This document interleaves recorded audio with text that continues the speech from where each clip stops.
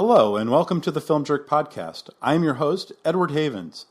Today's episode is now the second part of a three-part, occasionally personal journey through one of the better summers for films during the 1980s, the summer of 1976. We previously covered the films of May and June in part one of this series. Today we'll concentrate on the films of July. Now, I know at the end of the last show, I said I'd be covering August films as well, but as usual, I didn't properly plan things out before I moved forward. I didn't realize I'd have so much to say about the movies of July and August.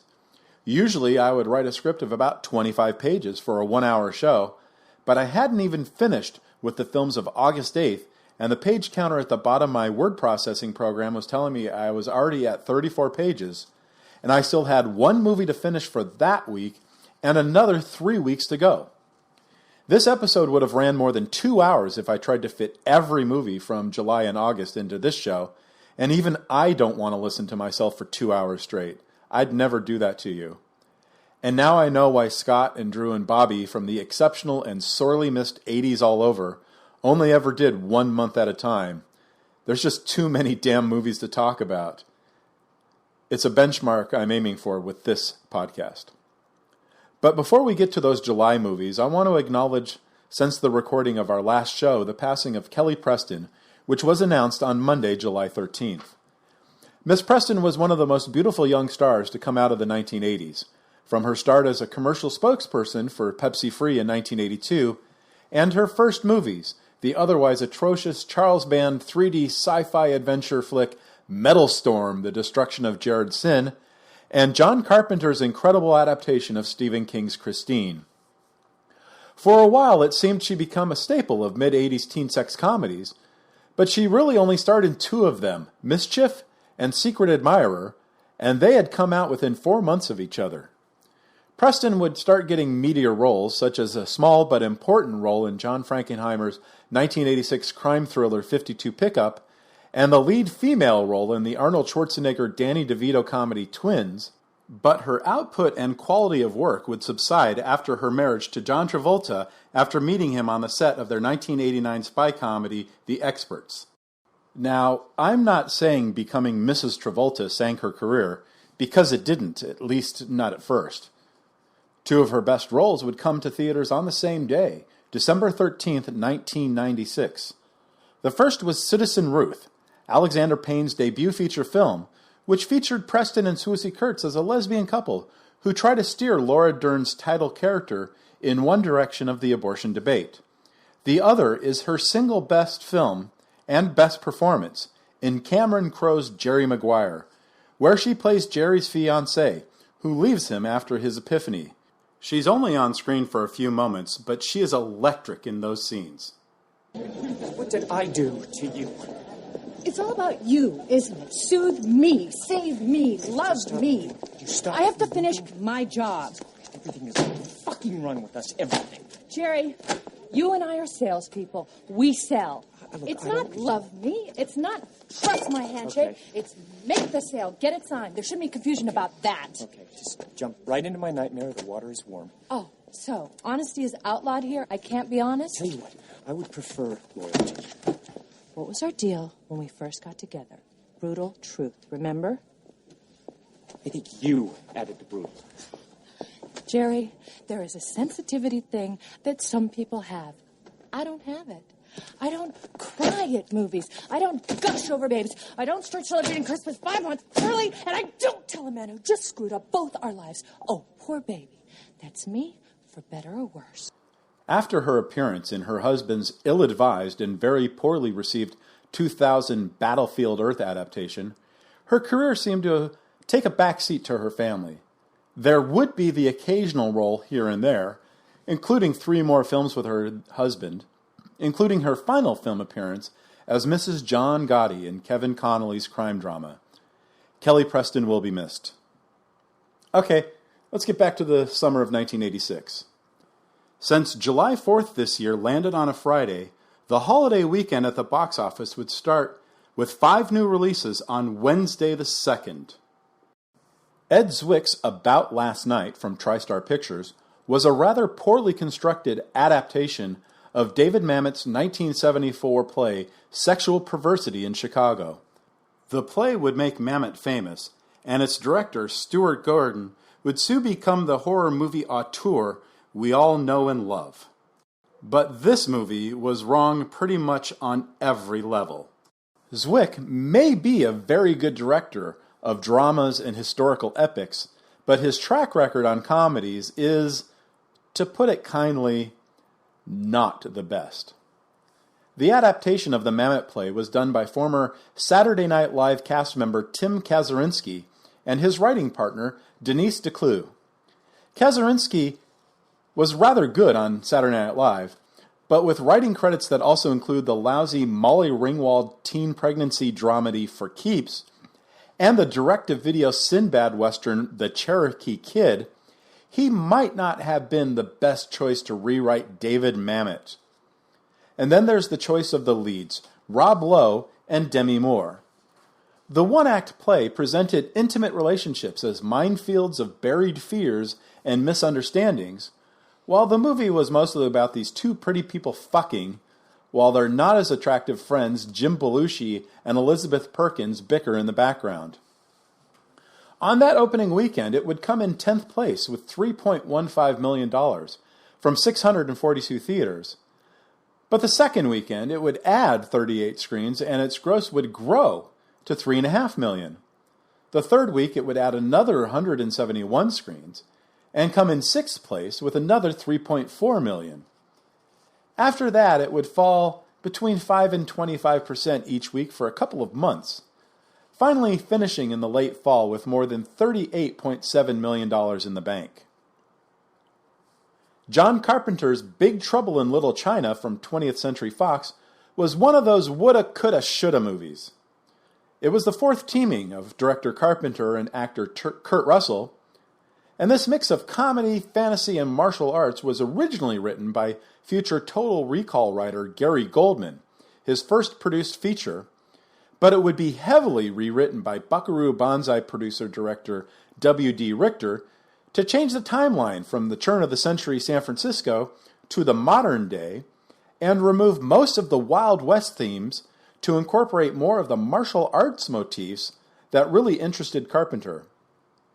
But then, Carpenter and Company, deep into pre-production and almost ready to roll cameras, discovered Paramount was about to start production on a similarly themed movie, The Golden Child, starring one of the biggest box office stars in the world, Eddie Murphy. Getting the film into production was rushed, so the film could come out several months ahead of The Golden Child's planned Christmas 1986 release, which would end up not being the best possible choice. The story as it was, where Russell's Jack Burton helps his friend to rescue his fiancée from an ancient sorcerer who lives under the streets of San Francisco, would never quite come together, and the studio would lose faith in the project before it was released. Big Trouble in Little China would open in 12th place that weekend, with $2.7 million from 1,053 screens, the worst of the 5 new wide openers, and it would continue to fall from there, ending its abbreviated theatrical run with $11.1 million. Carpenter would be so disappointed with his experience at the studio that he would swear off all studio films for the next several years, and the studio was already looking forward to their next release 2 weeks later. Disney would release their 26th animated feature film, The Great Mouse Detective, this weekend. After the relative disappointment of number 25, 1985's The Black Cauldron, Disney was in need of a new hit. Based on the children's book series Basil of Baker Street, The Great Mouse Detective tells the story of, well, a mouse detective in 1897 London who was not unlike another very well-known London-based detective of the same era. Series author Eve Titus would name her title character after British actor Basil Rathbone, who famously played that detective in a series of 14 movies produced between 1939 and 1946, and who would play the same character in this movie one more time, even though he had passed away 19 years earlier.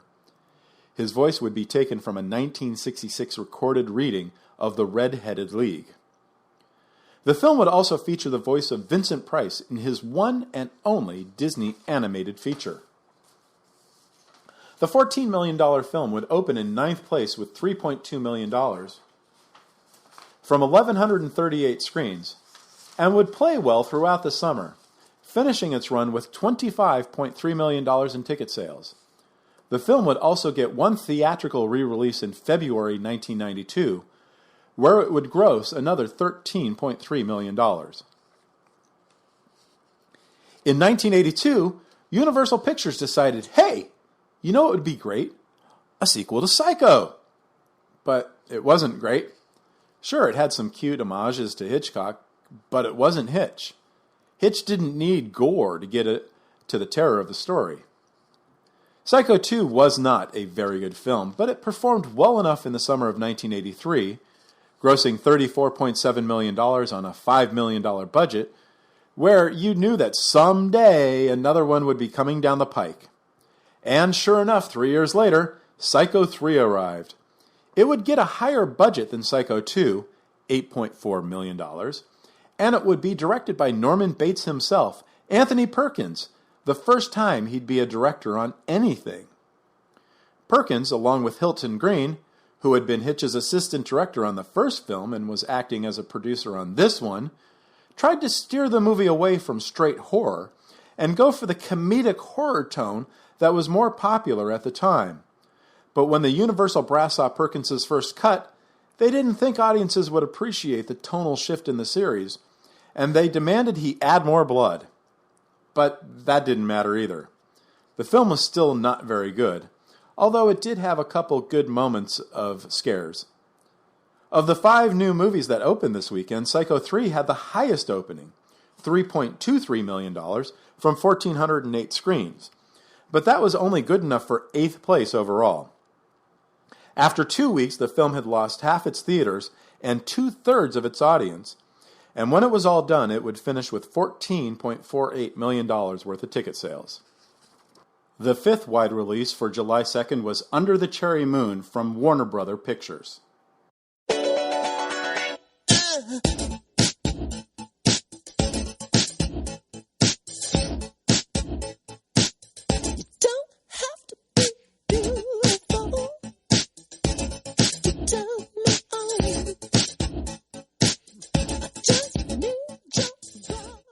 This would be Prince's film follow-up to his massively successful Purple Rain. Mary Lambert, the Vanguard music video director behind the videos for Madonna's Like a Virgin and Borderline, the Eurythmics' Would I Lie to You, and Janet Jackson's Nasty and Control, was making her feature film debut in this would-be musical that followed Gigolo's Prince and Jerome Benton as they swindled wealthy French women up and down the French Riviera. Except Lambert and Prince would clash repeatedly about the direction of the production, and Lambert would quit after 16 days of filming. Thus, Under the Cherry Moon would become Prince's feature directing debut. And despite a charming Kristen Scott Thomas in her motion picture debut, and some inspired black and white cinematography by the great Michael Ballhaus, the $9 million movie is about as good as you'd expect from a neophyte filmmaker who is also the star of the film. And despite featuring one of the hottest songs of the year on its platinum-selling soundtrack, the movie would not connect with regular moviegoers or with Prince fans. It earned $3.15 million from 976 theaters, good enough for 11th place this weekend. It would lose half that audience in its second weekend and slowly limp its way to a $10 million final gross. One other movie would open this week, Gary Kent's Rainy Day Friends from Power Dance Corporation, featuring Esai Morales as a tough LA street kid who has to adjust to a new way of life when he is diagnosed with stomach tumors. It didn't make enough of an impression to have its grosses reported, and it would disappear from theaters after just a couple weeks. You might know it under its video title, L.A. Bad. Only one movie would open on Wednesday, July 9th, the Scottish comedy The Girl in the Picture, directed by Cary Parker from Samuel Goldwyn Films. John Gordon Sinclair, the brilliant young star of Bill Forsyth's Gregory's Girl and Local Hero, plays a photographer in Glasgow, Scotland, who wants to get back together with his ex-girlfriend, who wants nothing to do with him, while he assists his smitten assistant in trying to track down a mysterious young lady in one of his photographs. The film would gross a little over $200,000 in American theaters. July 11th would be a lousy weekend for new movies.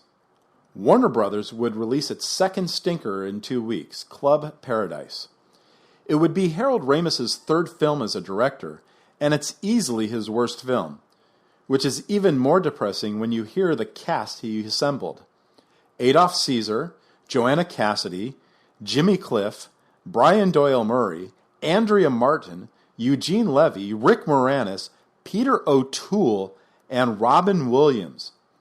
And the story and screenplay was written by, in part, Harry Shearer, Brian Doyle Murray, and Harold Ramis.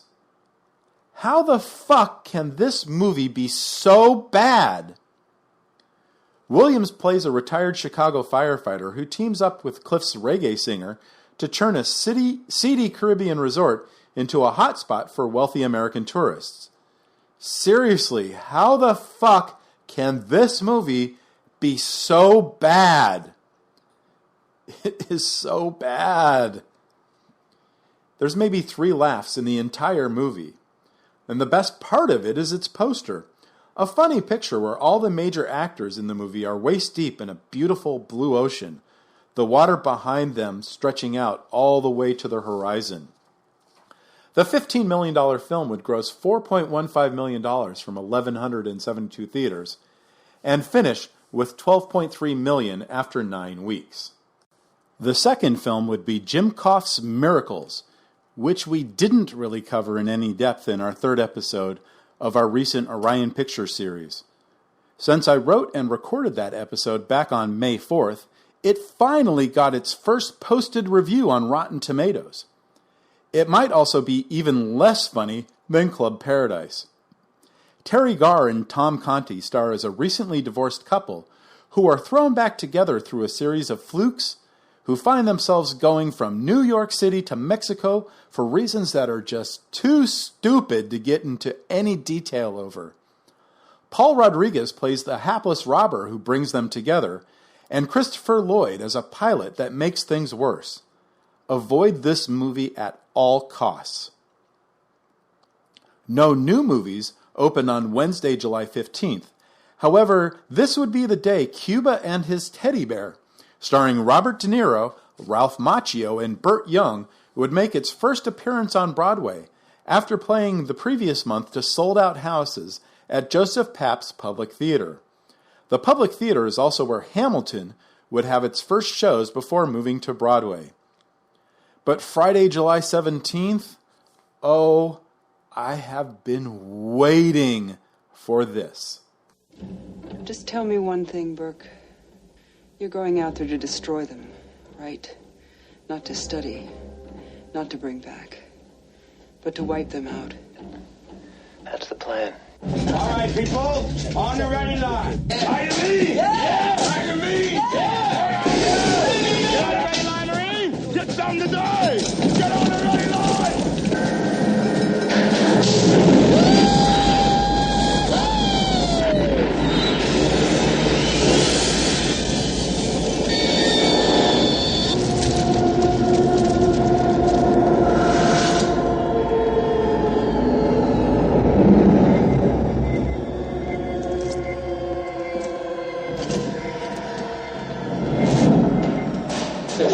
Get your light up here. Keep back, folks here.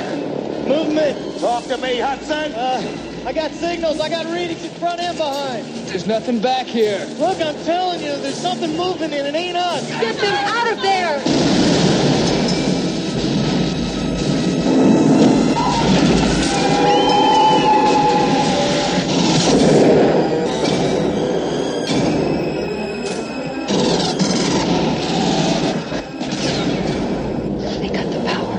How could they cut the power, man? They're animals. There's movement all over the place. 5 meters, man. 4.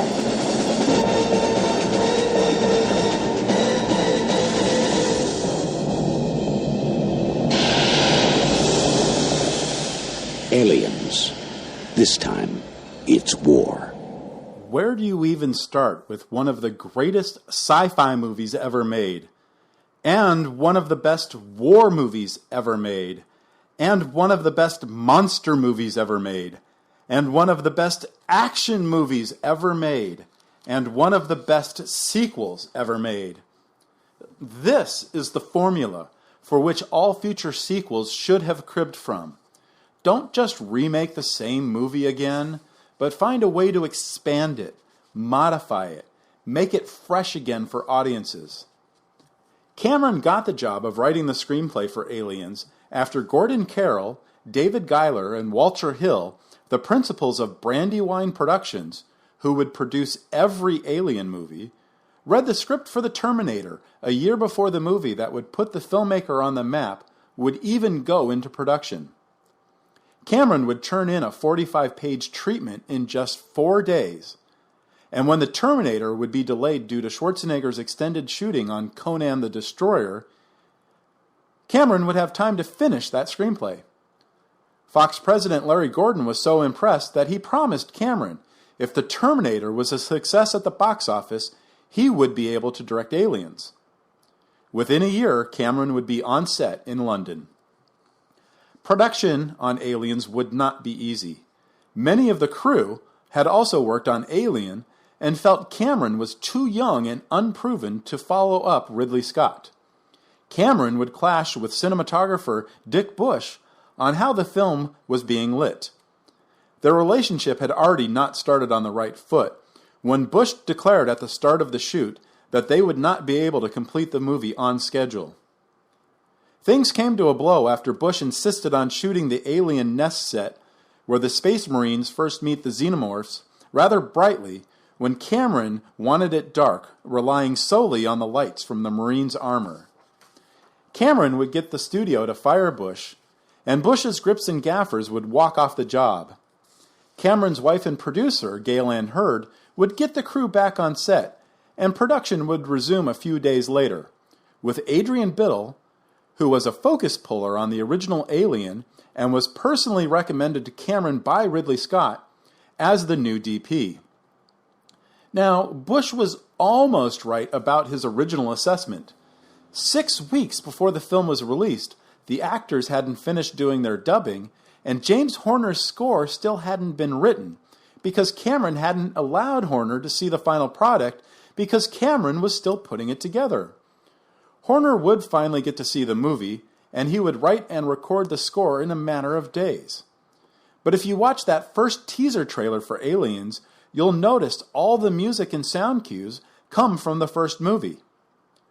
The film would just barely get completed in time to make its release date, to the point that there was no time for Fox to do any audience test screenings. But a classic was astonishingly born anyway. The reviews were amongst the best of any film released that year, and it would receive an A rating from CinemaScore polled audiences.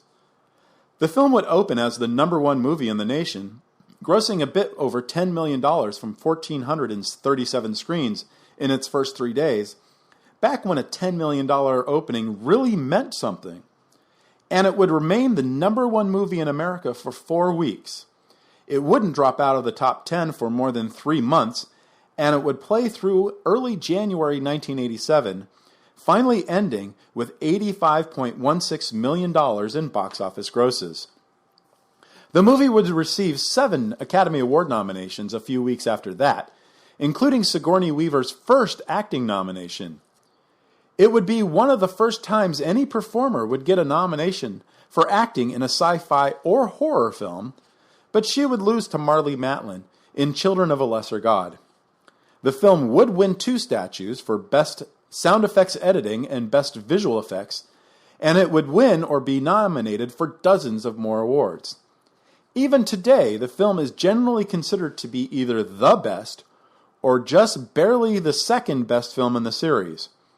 And as good as the theatrical release was, Cameron's special edition with 17 minutes of footage that was cut in those final weeks before release and put out on home video in 1991 is the far superior movie. 2 other wide releases came out on the 17th, but neither of them would make much of an impact. Roman Polanski's Pirates was a fiasco on every level, featuring Walter Matthau as a once infamous pirate who spends 2 hours getting into one bad situation after another, literally ending the movie exactly the way he started the movie, with nothing gained and nothing lost. Pirates was originally supposed to be produced in the late 1970s by Paramount Pictures with a $15 million budget. They would pull out of the film, and independent company Filmways would jump aboard with the film at $24 million. But then they would pull out, and a Tunisian producer named Tarak Ben Ammar would jump aboard with the movie now at $28 million. Universal would sign on to provide 2/3 of the budget, but then they'd abandon ship after Ammar had already spent $8 million in pre-production building sound stages and a replica of a Spanish galleon. Ammar would end up raising the now $40 million budget through a series of bank loans. MGM would agree to distribute the movie while it was in production, and then they would walk away from that agreement before production was even completed. And then finally Cannon Films agreed to release the movie after it was completed and for a fraction of what it cost to make. Even hedging those modest bets, Cannon would still end up taking a loss of $2 million on the film. Opening in 1,108 theaters, Pirates would open in 14th place with barely $1 million in ticket sales. And then the film would lose 86.5% of its opening weekend numbers in its second week, and would end with a final gross of only $1.64 million. Richard Wank's Vamp from New World Pictures would perform a little bit better. It certainly has a more fun premise. The inimitable Grace Jones stars as a stripper hired by Chris Makepeace, Robert Russler, and Getty Watanabe in an attempt to impress their way into a fraternity house. But it turns out she's a vampire. It's silly and fun. It's not a great movie, but it's better than it deserves to be. Miss Jones is always a blast to watch, and costume designer Betty Madden captured the essence of her persona better than anyone else Miss Jones would work with on screen. The film also stars Dee Dee Pfeiffer and the great Billy Drago.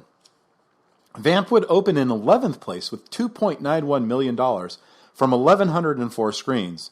It would quickly drop out of the first-run theaters, but it would continue to play at drive-ins and dollar houses throughout the rest of the summer and into early fall, finishing with nearly $5 million in the till. Also opening on July 18th was Nadia Tass's Australian comedy Malcolm from Vestron Pictures, featuring Colin Friels as an autistic man who is conned into helping a bank robber pull off a heist via remote control.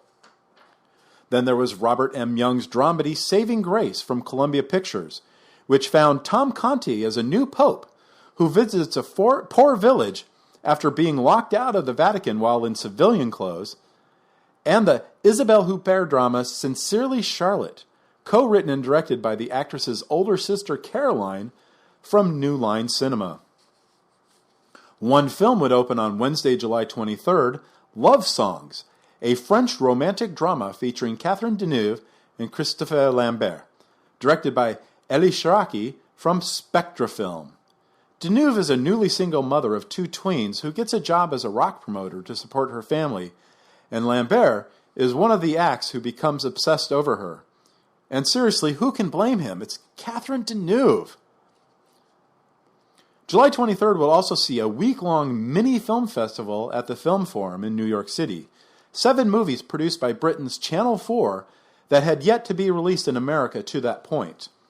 Channel 4 had seen some success with productions like My Beautiful Laundrette in theaters outside the United Kingdom, but for whatever reason these films had never gotten picked up for release. In alphabetical order they were Heaven, Earth, Man, or Heaven, Man, Earth, directed by Lorenz C. Postma. It's supposed to be a documentary about the triad gangs of Hong Kong, but it later came out that much of the footage was manufactured. Lamb, directed by Colin Gregg, starring Liam Neeson as a teacher at an Irish Roman Catholic-run school for troubled boys, and how he tries to connect with the school's most unruly pupil, a 10-year-old epileptic who curses at and picks fights with everyone, smokes cigarettes, and wets his bed. Meanwhile, directed by Mike Leigh, starring Alfred Molina, Gary Oldman, and Tim Roth, about a family living in the East London projects and barely existing on unemployment checks. Sacred Hearts, directed by Barbara Rennie, starring Anna Massey and Fiona Shaw, about life inside a repressive convent school during World War II.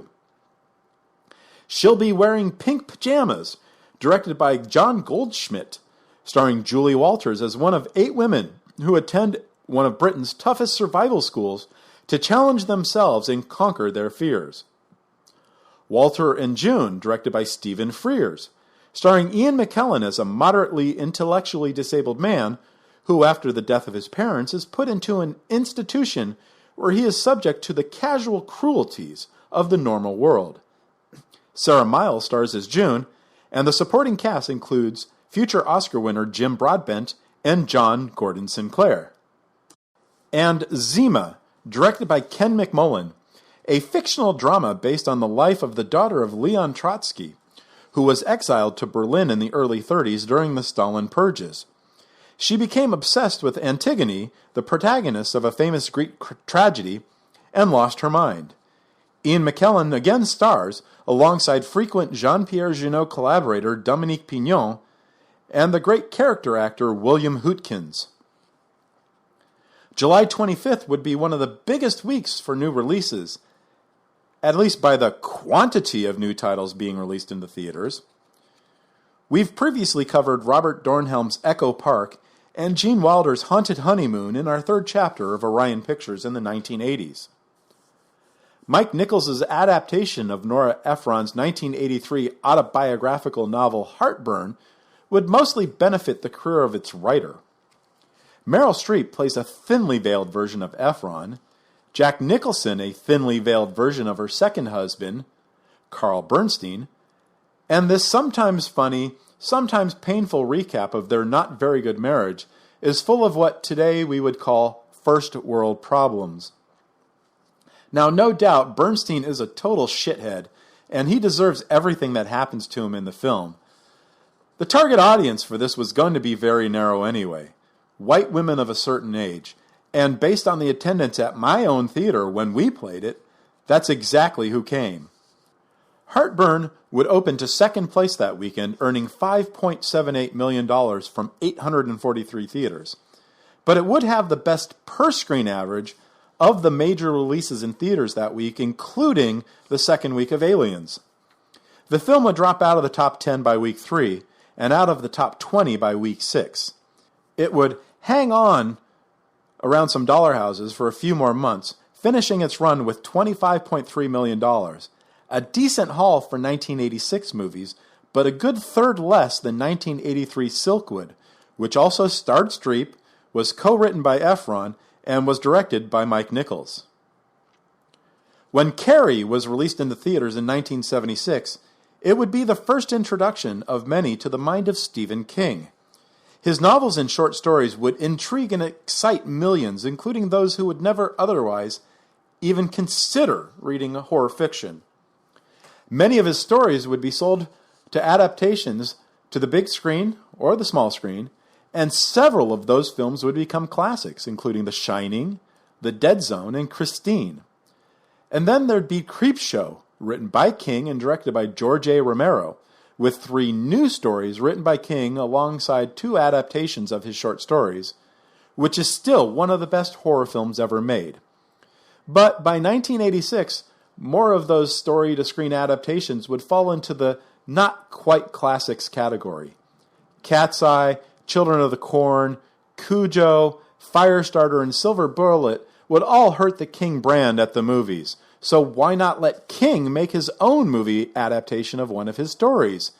It could have been great, but King decided to make one of his lesser short stories, Trucks, into a movie, and decided to spend the entire production process, in his own words, coked out of his mind and really not knowing what he was doing.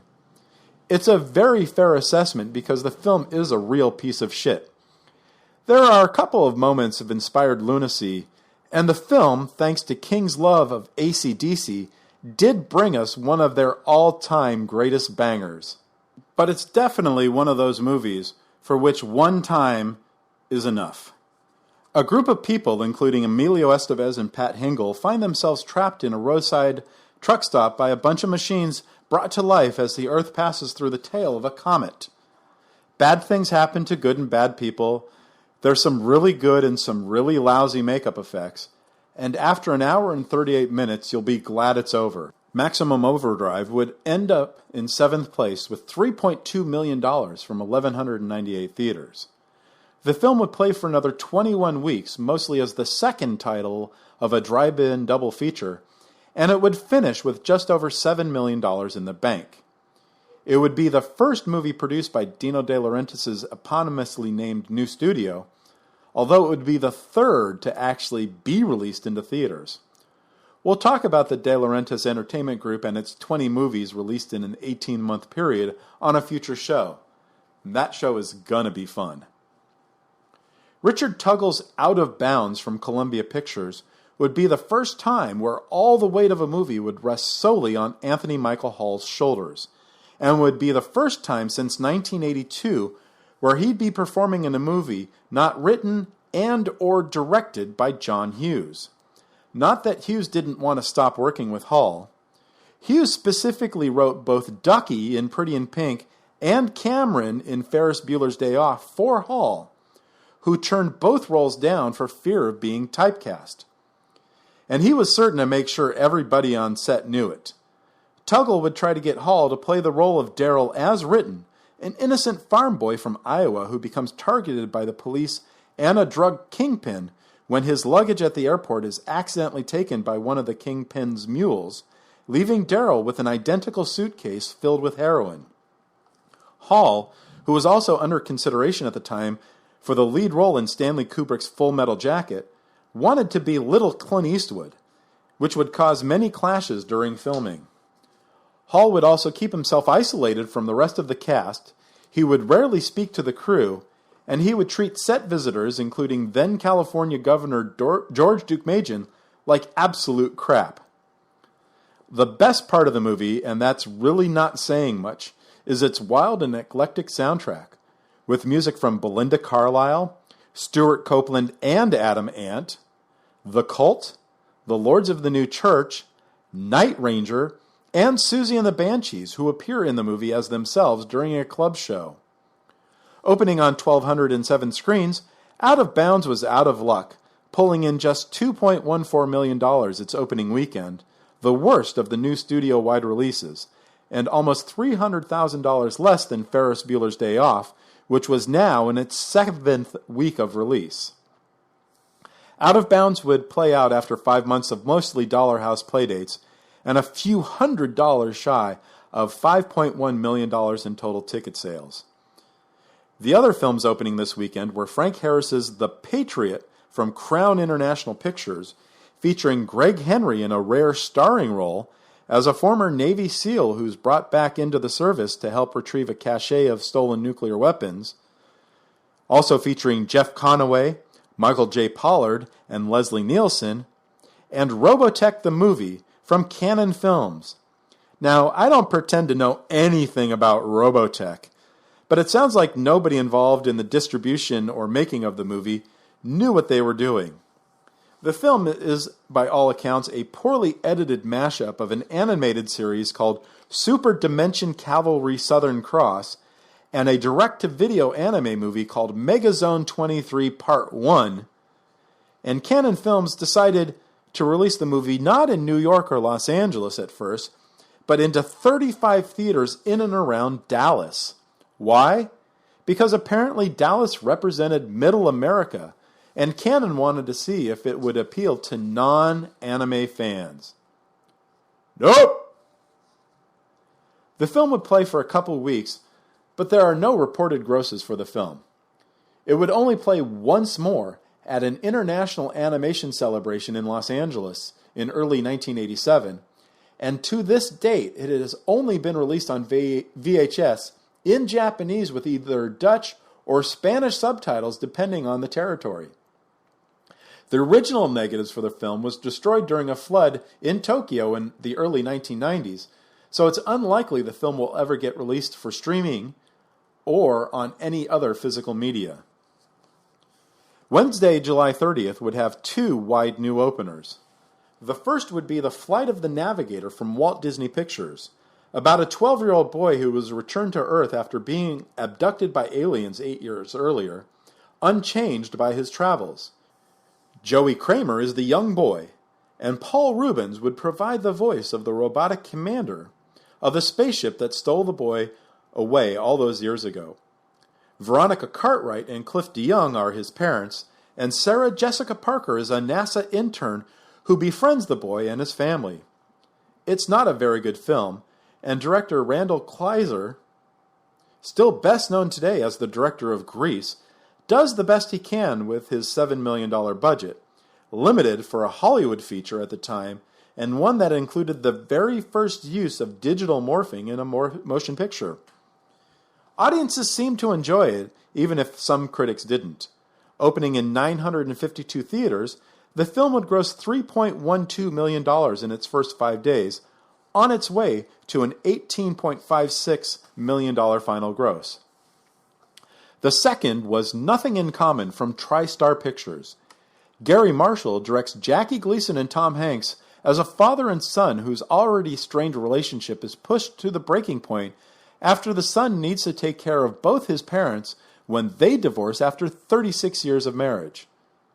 Eva Marie Saint, appearing in her first movie in 14 years, and who would not appear in another movie after this for another 14 years, plays the mother, and she is still as lovely and as wonderful as she would be in On the Waterfront or North by Northwest. The supporting cast also includes Bess Armstrong, Barry Corbin, Celia Ward, and, because it's a Gary Marshall film, Hector Elizondo. But the movie belongs to its two above-the-title stars. Gleason had already been diagnosed with terminal cancer before production began, and he comes out like a prizefighter who knows this is his last fight and has bet all of his money on himself. It would end up being his last movie, and it's a fitting ending to one of the greatest careers in Hollywood. It's also the movie where Hanks really starts to pivot away from the silly comedies where he made his name, and going toe-to-toe with two veterans like Gleason and Saint clearly make him raise his own game. He still has some of those grating youthful acting tics he'd soon lose, but if you want to see where Tom Hanks started to become the Tom Hanks we know and love, this is a great place to start, and it's also got a great title theme song by the Thompson Twins. The $12 million film would be a modest success. Its 5-day haul from 618 screens would be $3.28 million, and would keep adding theaters every week for more than a month, finally hitting its widest release pattern of 980 screens in its 6th week. It would continue in theaters until the end of the year, finishing with $32.3 million. Another favored actress from cinema's golden past would be making her first film appearance in 15 years this day, when the Deborah Kerr movie The Assam Garden would open at the Film Forum in New York City's Lower East Side. Mary McMurray's drama from the Moving Picture Company features Kerr as a recently widowed woman who finds out she might need to sell her beloved house and its immaculately kept garden. At the same time, the garden has been selected for consideration as a great British garden. And then there was Doris Dörrie's Men from New Yorker Films, which opened at the Lincoln Plaza Cinema on the Upper West Side. This West German film, which would be the country's official entry into this year's Academy Award race for Best Foreign Language Film, was a Lubetchian comedy about a husband, a successful partner at a packaging design firm, who's been cheating on his wife, who moves out of their house when he discovers she's been cheating on him.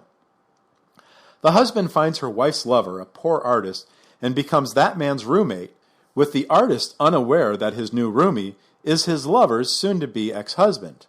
It's actually a really good movie, and it has one of the more inventive end credit sequences you'll ever see in a movie.